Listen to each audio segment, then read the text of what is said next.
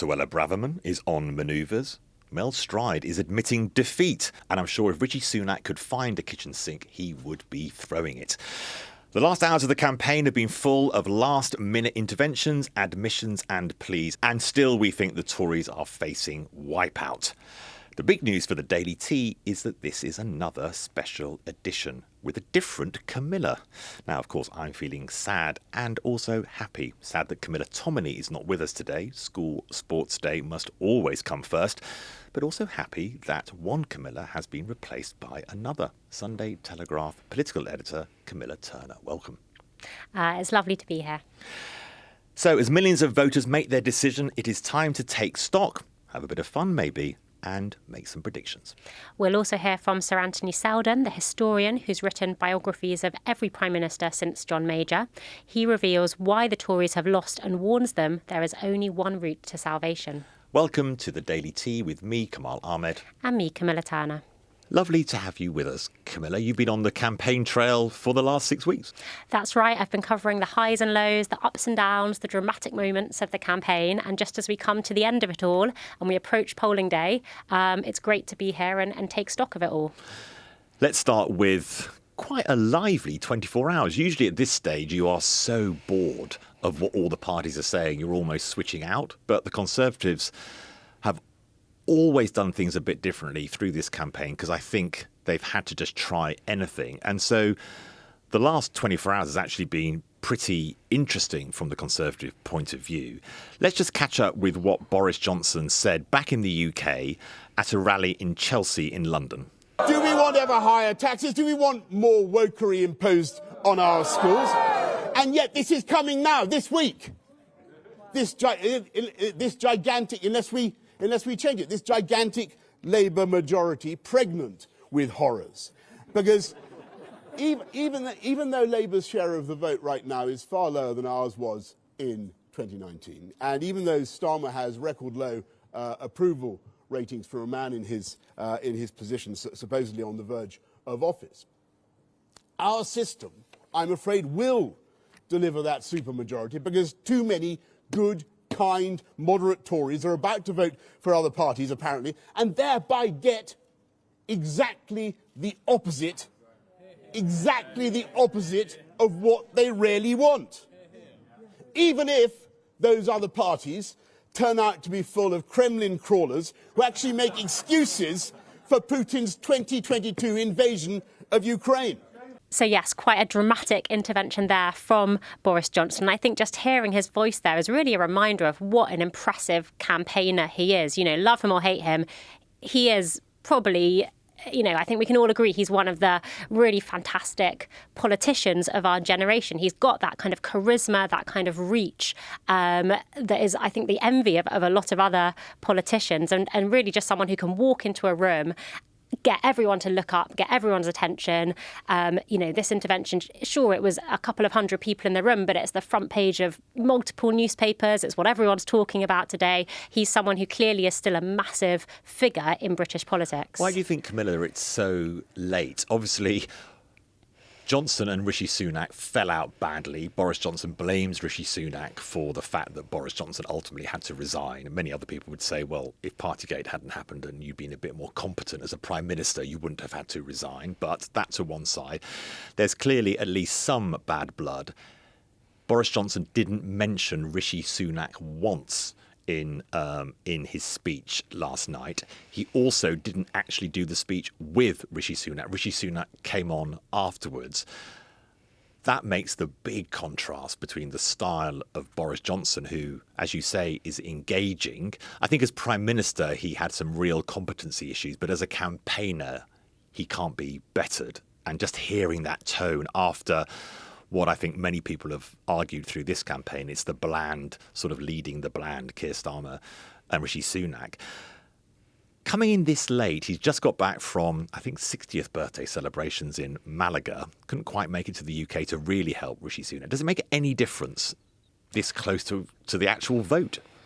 I suppose what he's trying to do is win over or at least try and bring back into the fold those core Tory voters, perhaps the ones who are thinking of defecting to Reform, perhaps ones who are feeling so disillusioned that they're even contemplating staying at home and not voting at all. I don't think this speech was designed to win over the kind of Liberal, Labour and Lib Dem voters. This is about shoring up some core Tory support among those voters who may well be decisive in some marginal seats around the country. But this isn't designed to appeal to everyone in the whole country. It's designed to appeal, I think, to a relatively small group of the population, but who could be important in this election.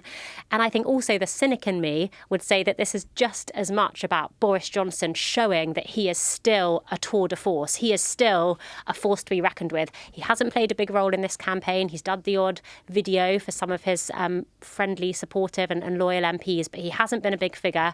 But here he is, prancing in at the 11th hour, showing that he is still someone who can command, a lot of attention if he wants it. And I think this is very much him laying the groundwork for a future return to frontline politics. You can imagine a lot of Tory MPs battling with what were once big majorities but are now seen as marginals, wishing that they could have had some of that vim and vigour of Boris Johnson on the doorstep throughout this campaign.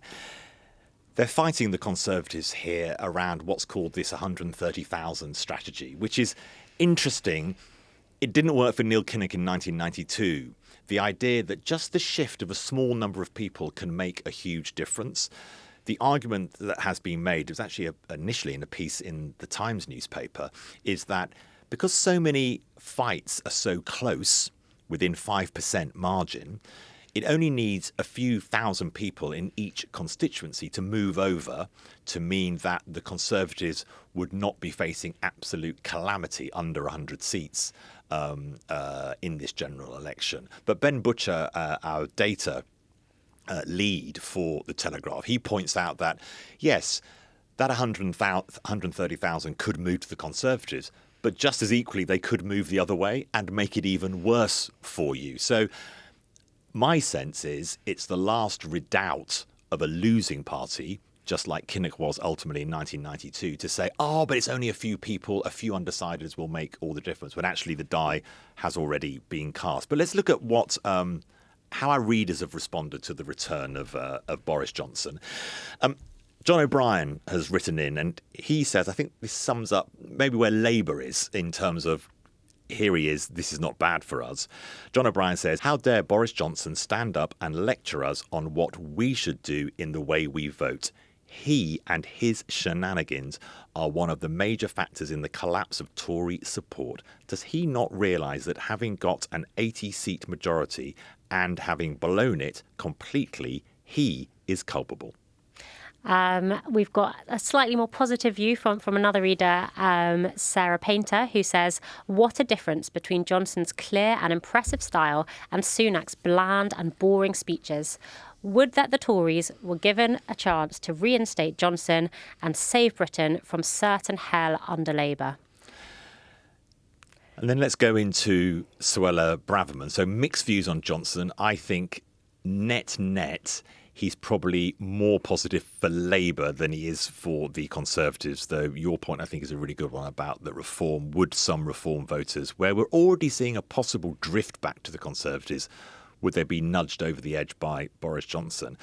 And like a return of another echo from the past, Boris Johnson was then followed with an article in the Telegraph by Suella Braverman, the former Home Secretary, to intervene at this stage in an election with a big message that we've lost, Suella Braverman saying that, and also that the Tories are not the real Tories and that we need to completely rethink, once this huge loss becomes true in this election, we need to rethink who the Conservatives are. I'll just read out a chunk of the article, which is really actually well crafted by Braverman. We are hemorrhaging votes largely to Reform. Why? Because we failed to cut immigration or tax or deal with the net zero and woke policies we have presided over for 14 years. If our best defence is whining that the left took over the institutions, who negligently let them? There's a reason why insincere posturing isn't fooling anyone now. And it's our record in office. So I suppose this is Suella Braverman really trying to get her pitch in now, her pitch for the future of the Conservative Party, the battle for the soul of the party, as she puts it. Maybe quite sensibly for her, getting it in now in case she loses her seat. This is obviously a debate she wants to be part of. She's seen widely as a sort of leadership hopeful. But of course, if she loses her seat, she's out of the game and she's out of the debate. So maybe that's potentially why the timing is now. I think what's interesting, you could imagine Boris Johnson obviously hasn't got a seat. Suella Braverman, I spoke to one backbench MP who thinks he is going to lose his seat, saying they are already planning how do they come back. So if there is complete wipeout, these figures, like Johnson, like Braverman, still think they could be leader and therefore at some point in the future could be the next Prime Minister. That is true. And I mean, even by some Tory MP's own account, the party is now facing years in the wilderness. So that potentially leaves time for some of these big characters to lose their seat and then come back again. I mean, I'm sure, for example, that's Boris Johnson's plan to sit this election out, but at some point in the future when he feels the time is right to make his big return. So you're right that just because if someone loses their seats now, they're not completely out of the game. They could come back, but it does rule them out for this immediate leadership contest that we'll see in the aftermath of the election. We've said a number of times Farage is likely to win his seat in Clacton. Reform may win a handful of others. But has he really got the momentum that he needs? I know you interviewed him, didn't you? At the moment we might describe as peak Farage. Yes, that's right. So it was the moment the Tory campaign had been absolutely dreading. It was the moment that Reform overtook the Tories in a poll. It was a YouGov poll. It was a couple of weeks ago. And the very next day, Nigel Farage hosted a sort of victory press conference to soak up the glory. And then straight after that, we had lunch. And I interviewed him over that lunch in the Boysdale restaurant in Belgravia. A very famous watering hole of a certain type of maybe conservative or right winger. Yes, exactly. Everyone knew him very well. He was very much the guest of honour in that restaurant. And he was, he was on great form. That was, of course, before the wheels started to come off somewhat on the Reform campaign with these accusations of sexism and racism and of course, Farage's comments about the Ukraine invasion. It was before all of that. It was when he was really kind of at his sort of happiest and his most smug, really. And he was, he's an impressive politician. What was interesting that the photographer commented to me afterwards that politicians never let anyone take photos of them while they're eating because there's so much room for a disaster photograph. But Nigel Farage did not mind at all. The photographer was happily snapping away throughout the whole lunch. He was relaxed. He was at ease. And it just seemed to me a massive contrast to when I interviewed Rishi Sunak last Friday. And it was, they couldn't have been more different. Rishi Sunak seemed slightly on edge, very sort of rushed. He was sitting there with his cue cards in case he forgot his lines. It was just a totally different experience. Nigel Farage likes making, in the seven-way debate, he made the point that he didn't need an auto cue to make his points. That genuine ability to campaign and to use the power of speech to make his points. He definitely has that.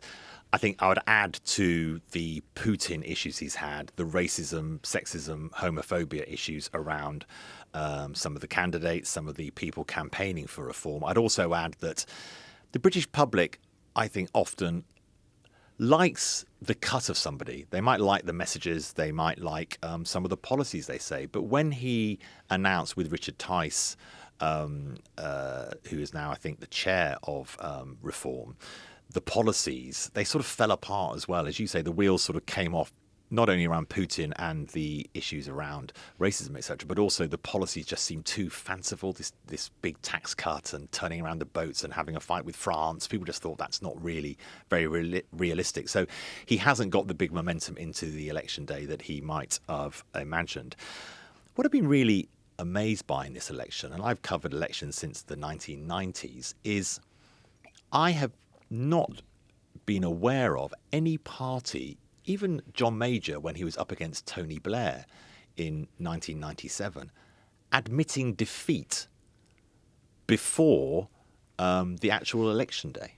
Yeah, it's a slightly crazy strategy by the Conservative Party. We had Grant Shapps a couple of weeks ago talking about this Labour supermajority that then became this phrase that suddenly everyone was using.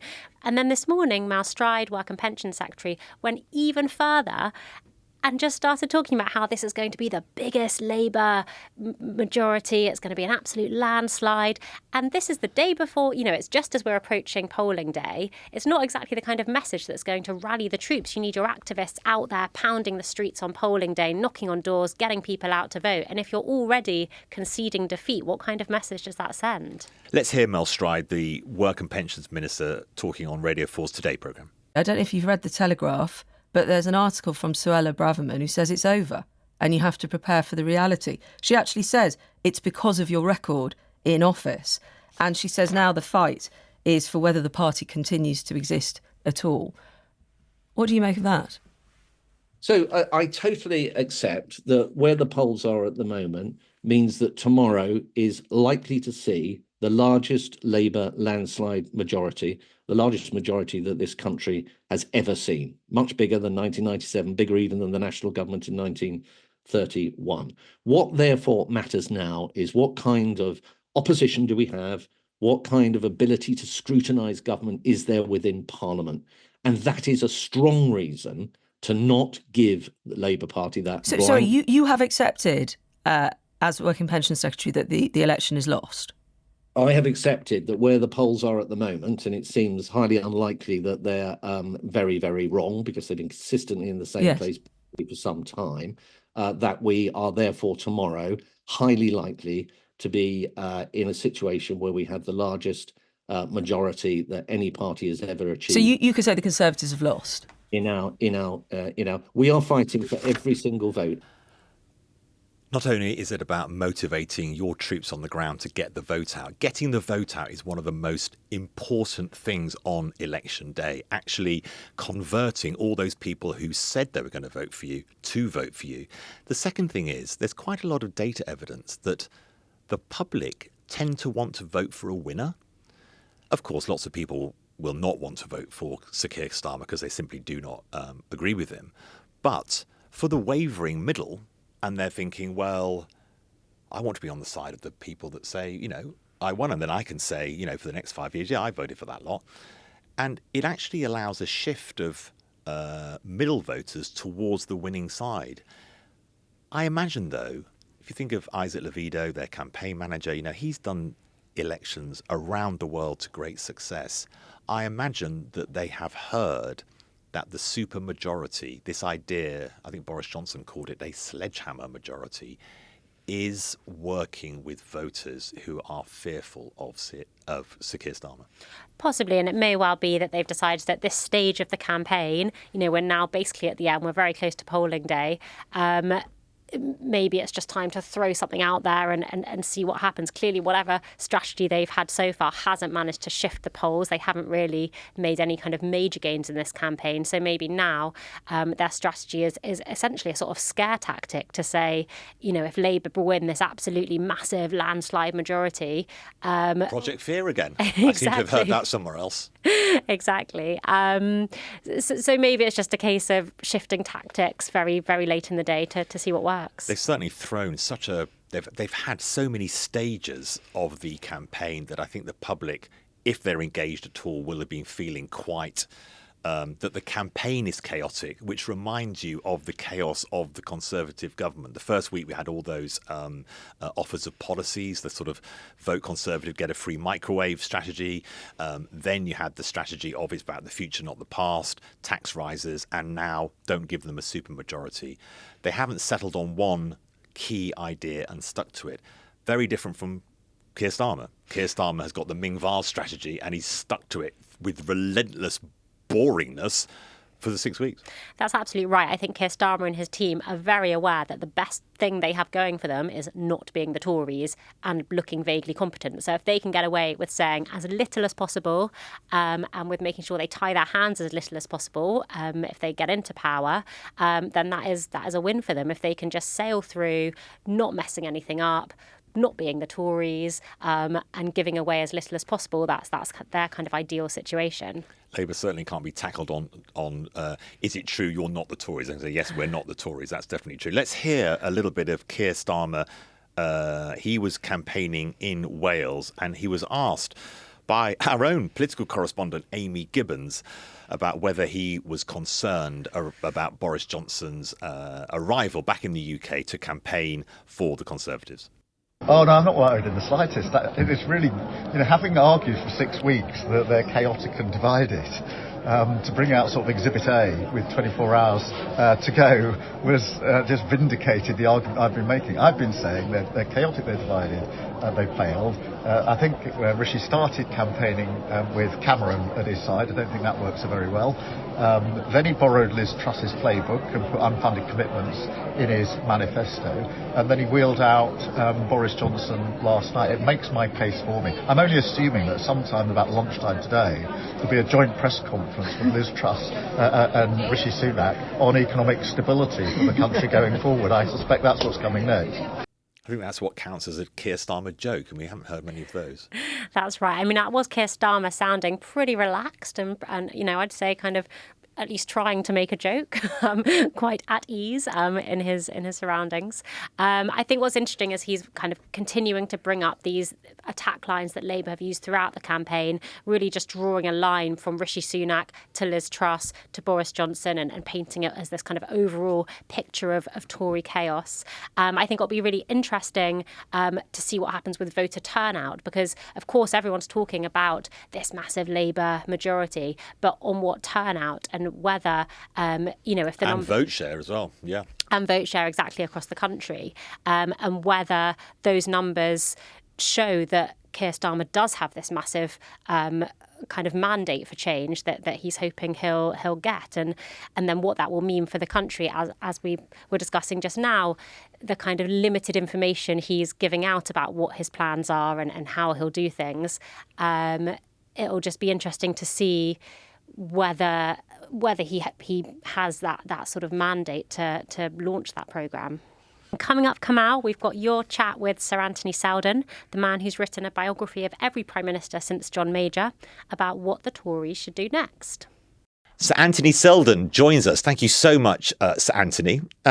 Your new book is called 14 Wasted Years. It has a question mark after the 14 wasted years, given what the polls at least suggest is going to be the likely result on polling day. Actually, did you need the question mark? Couldn't you have just said 14 wasted years?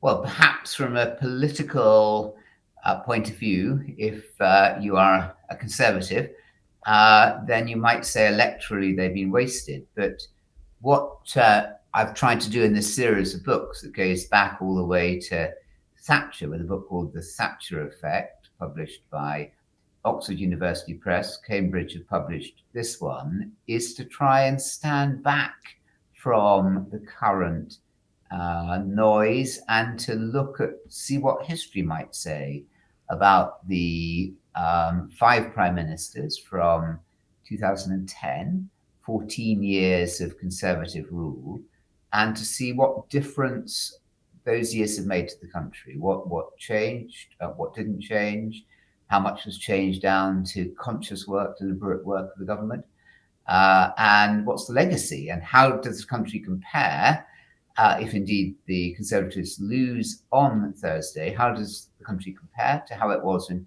2010? So that's what one's trying to do. This is contemporary history. This is not political commentary. So, Sir Anthony, if you look at it with that viewpoint, how do you judge the 14 years of, well, Conservative coalition rule, obviously at the start, but it's certainly a Conservative Prime Minister under David Cameron? Looking back now, you're almost generally, as you say, putting the sort of first draft of history down. What have been the achievements? I don't think maybe Rishi Sunak would say no one's focused on the achievements. Have there been any? Well, indeed there have. And so there were achievements in education, with improvements in literacy. I mean, a lot, frankly, not done in education also, but a lot of good things. There are achievements in aspects of universal credit.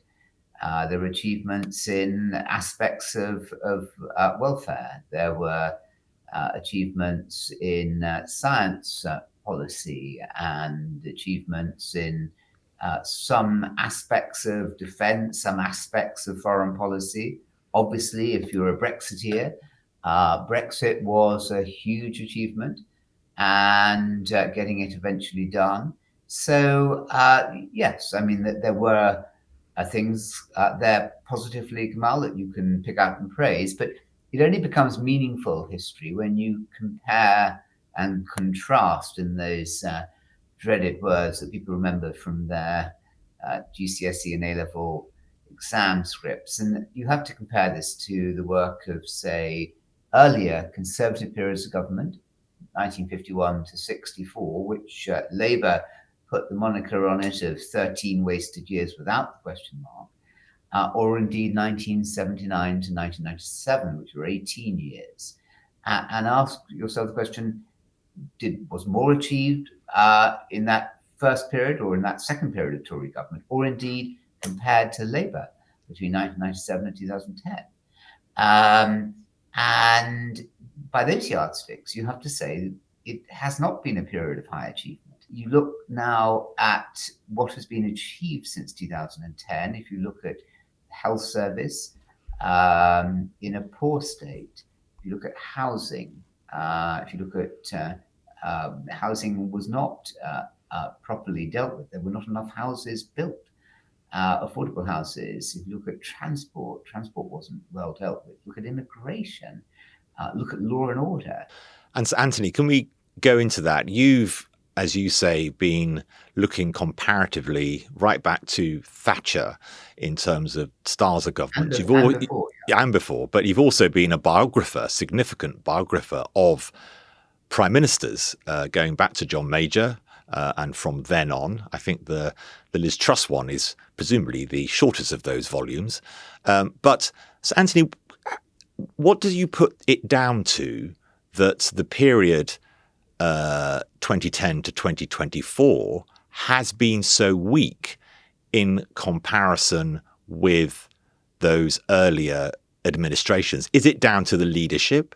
Is it down to external events which were uncontrollable? So Rishi Sunak has said, and the Conservative narrative has been, we've had a once-in-a-century pandemic, and we've had, for the first time, war on the European continent. And these are events of such substantive difference from what previous leaders faced, put Brexit into that as well, that you can understand why this administration particularly has been poor in comparison. Is that reasonable?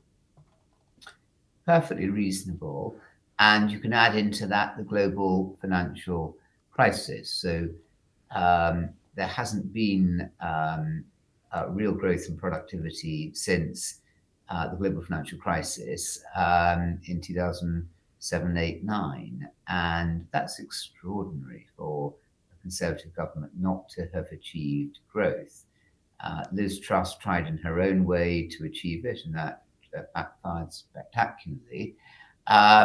So global financial crisis, Brexit, a self-imposed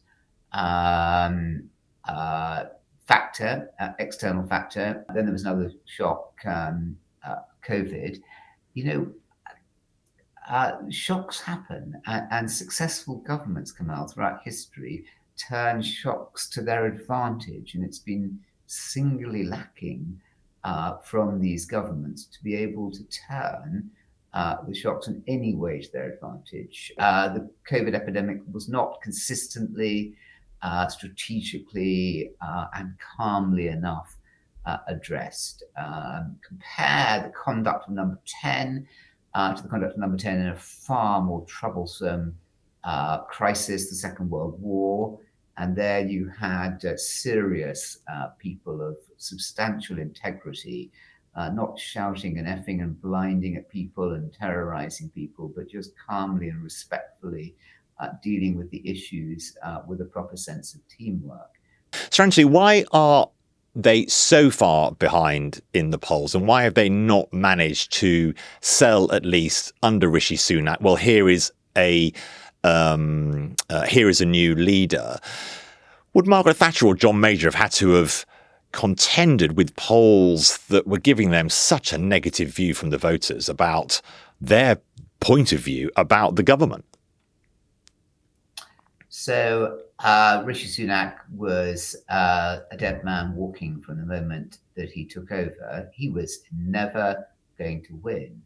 And a more considered policy would have been to recognize that you can't buck forces of history. I think we hear far too much about polls, exhaustingly so, and far too little about history. The fact is that no party, since modern electoral history, politics began in 1832, has ever won 5 general elections in a row. It was never going to be won. I think had there been more of a coherent wanting to rule, as the Tory party does at its best, from in the national interest, that would have been better. But look, I think he's done as well as he could have done. I think it's helped to have serious figures like Jeremy Hunt and David Cameron in there. These are people of profound experience, but even they were never going to win. It was always going to be a wipeout. And of course, then when Starmer took over from Corbyn, that was going to make it far worse.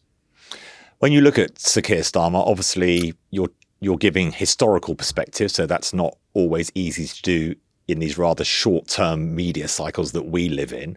But when you look at Sir Keir Starmer and you look at Rishi Sunak, Robert Blackstock, who becomes something of got quite a degree of fame when he stood up at the last television debate and said, "Is this the best we've got?" looking at Rishi Sunak and Keir Starmer. Has the quality of leadership deteriorated? I mean, they're not Gladstone and Disraeli, are they? They're not Clement Attlee and Winston Churchill, and neither are they Margaret Thatcher or Harold Wilson. So I think that age hasn't helped. We've had too many too young leaders in a row. I do think that Rishi Sunak has done about as well as he could have done, given all the factors that were mounded up against him. Keir Starmer, unknown quality, doesn't have the panache and the style and the confidence and the ability to set the pulse racing. He doesn't have the music, the poetry of Harold Wilson, who was a brilliant leader of the opposition from 1963 to 64. And neither does he have the extraordinary gifts, oratorical and personal, of Tony Blair from 1994 to 97. So, but nevertheless, he has done well. He's taken on his left wing and won through. No, he's not charismatic. He's not particularly interesting. Would you want to go out and have dinner with him? Probably not. But neither would you say that of Clement Attlee. And yet Clement Attlee turned out to be the most successful Labour leader in history. What should the Conservatives do next? There seems to be sort of two broad discussions. Should they move back into what might be described in old-fashioned terms as the centre, one nation conservatism? Or do you think that Nigel Farage is the future of the right in the United Kingdom? So, well, should and will. I don't know what should happen. I think what will happen is that the right will take over. It will be a Kemi Badenoch kind of figure. Farage will do well. He'll pick up 2-5 MPs for reform. But I think that the Tory party will then go through a sense arguing that it failed because we weren't true enough to Brexit. We weren't true enough to the free market, to low tax, low spending. So the party, look, it will go to the right. It will lose. It always does. You never win from the left or the right. You only ever win from the centre. It will take how long? 1 to the outside 3 general election victories up for Labour before the Tory party comes back to its senses and again recognises that it is a fundamentally, like it or not, it's a one nation party. That's how it's always won. And the moment that it loses that, the party will cease to exist. So it's Anthony, just a final question.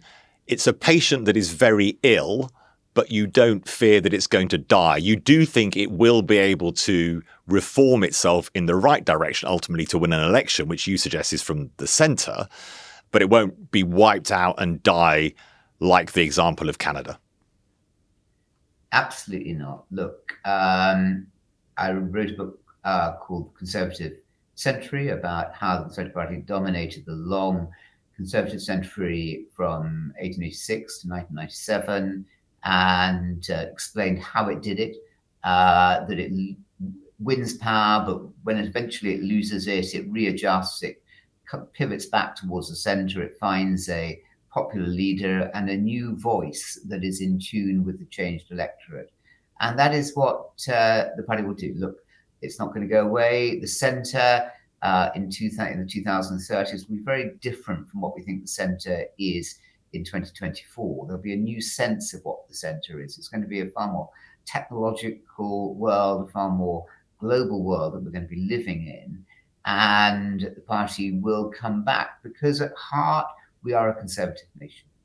Well, that was a fascinating interview there with Anthony Seldon. I think his central point about how the Tory party will lurch to the right before eventually coming back to the centre ground again is a very interesting one. Not one that I think is shared by all Tory members. Nowhere near, no, we know that. And certainly not by all our readers. I think, if we look at the kind of cohort of leadership hopefuls at the moment, they are mostly from the right of the party. There's a couple of sort of centrist candidates that have been mooted, but really the kind of big names, we've got Kemi Badenoch, Suella Braverman, Robert Jenrick.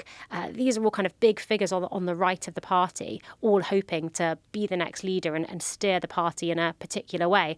Of course, they will be in opposition, so it will be very different to the last leadership contest, summer of 2022, Rishi versus Liz Truss, when they were actually the government. So the kind of relevance for the nation will be a lot less in this one. You'll be summing, Camilla, a lot of this up on Sunday. What do you sort of, as a political editor for the Sunday Telegraph, what will you be looking to land? We'll have had 24 hours, 48 hours of the new government, presumably Labour, and we'll have the first shots fired in the Conservative battle.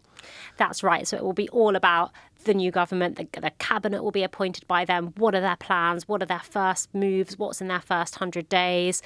What are they going to be doing as their top priority now that they are in power? So that will be the most important thing, really, because they are now the ones holding the reins. But then also we're going to have a Tory implosion. There'll be a blame game. There'll be manoeuvring. We'll possibly even have by Sunday leadership hopefuls coming out and sort of declaring their hand.